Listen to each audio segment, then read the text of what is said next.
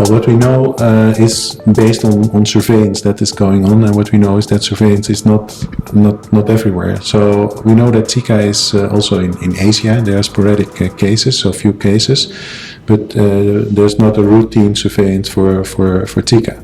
So we know about the current outbreak and complications, of course, the risks on that in the Caribbean, South America, and that also makes it relevant for other regions to do surveillance for Zika, and I think mainly also for Southeast Asia, where the mosquito is, and very probably there are Zika cases, and maybe more than we know.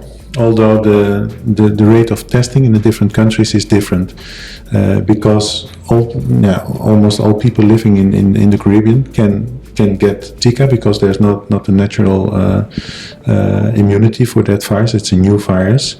Not all patients will be tested, but it's an estimate that around 70 till 80% of the people will get Zika.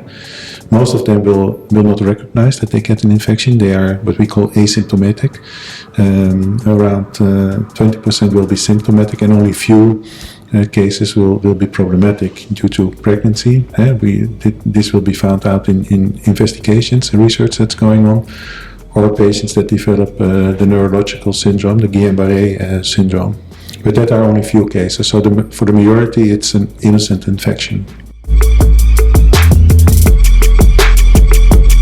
The prevention for Zika is the same as the prevention for instance, dengue or for chikungunya. So these are all mosquito-borne infections. So this means viruses that transmitted by vectors, in this case mosquitoes. So if you can prevent mosquito bites, then you prevent disease, transmission of the virus. And we know that is, well, it sounds easy, but it is in practice, in real life, it's a difficult thing. But that's the best you can do. Well, that's a good question.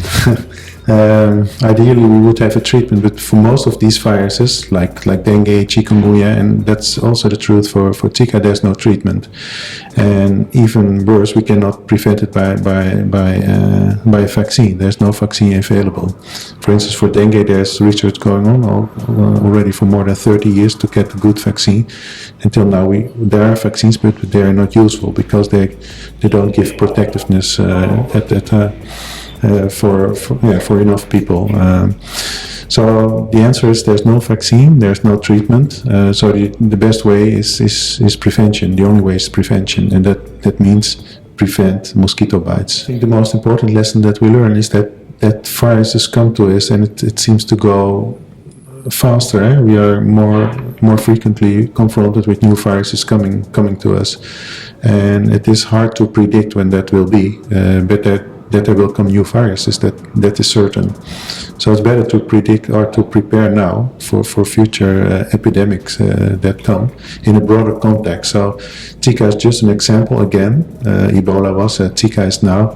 How we need to prepare for and also protect our communities for these kind of outbreaks.